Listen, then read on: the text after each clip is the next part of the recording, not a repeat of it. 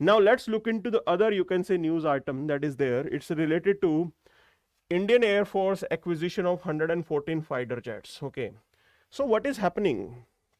Basically हो क्या रहा है, आपने सुना होगा MiG-21 बाइसन. नाउ ये प्लेन क्रैश होते रहते हैं, 60s के प्लेन है, we got it in 1960s, Soviet era.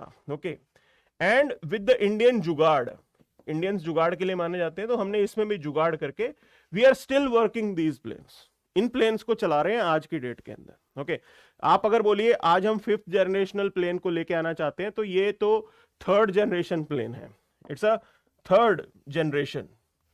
It was effective in 1970s 80s, तब तक ये अच्छा था, ठीक है ना. जब से 2000 आया है, 90s का एरा आया है, like the world has shifted to the new planes, advance technology. तो ये 3rd जनरेशन है. दूसरा प्लेन है आपके पास राफेल. ओके, वो 4.5 जनरेशन का बोल देते हैं. It's a latest and it's a quality plane. तो 4.5 जनरेशन का वो प्लेन है. Now what is happening, we were left with just 3 squadrons. इस प्लेन की 3 स्क्वाड्रन बची थी, एंड दो squadrons are going to retire by 2025. Means in another 2 years, अगले 2 साल के अंदर 3 स्क्वाड्रन आपकी चली जाएंगी. Means there will be shortage of planes. Now right now the sanctioned squadrons that India should have is 42. Fighter jets की 42 squadron India के लिए सजेस्टेड है. क्यों ये सजेस्टेड है? Because when we talk about India's need, we always say that India will have to face 2 front war situation, कि हमारे को जब लड़ाई लड़ी जाएगी तो वो 2 तरफ से लड़ाई होगी. Pakistan will also attack and China will also attack. And we have seen it this time that they will work as a team. There is already, you can say, China-Pak nexus. और ये कहां पे देखने को मिला था?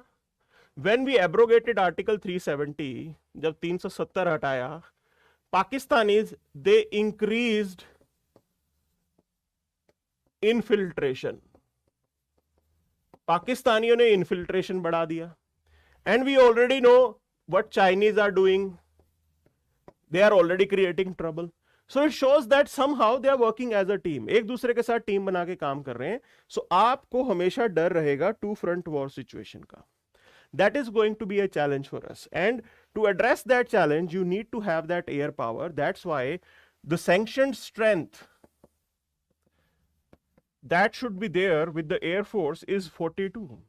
But at present, we are just having 35 squadrons.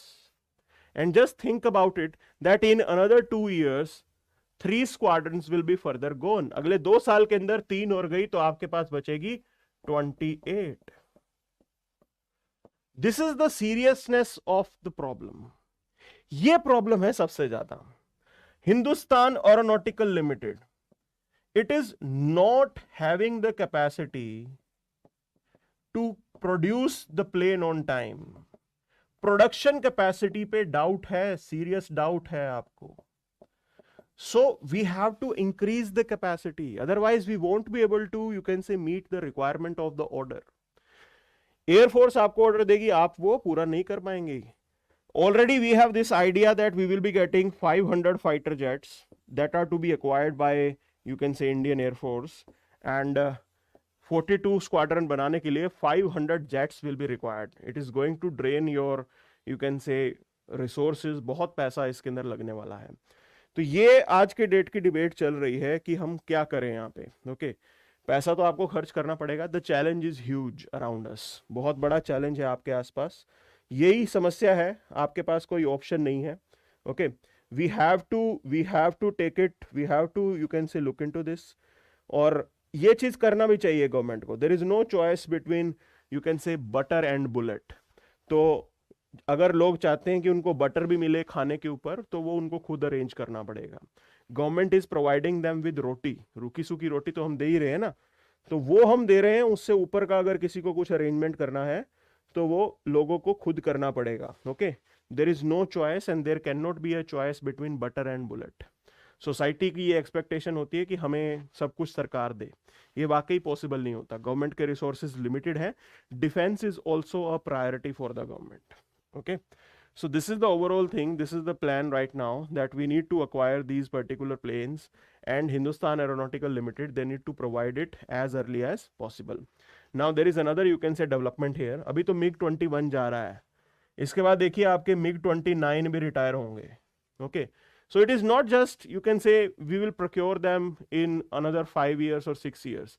Continuously the updation and the procurement have to be done till 2035. 2035 तक आपको रेगुलरली प्लेन खरीदने पड़ेंगे, बिकॉज ये साइक्लिकल होगा. अभी MiG-21 रिटायर होगा, फिर 27, 29, फिर सुखोई आपके रिटायर होंगे. सो ये चलने वाला है आने वाले टाइम के अंदर. Okay, so it is not an and in like here itself, it has to be further, you can say, taken to the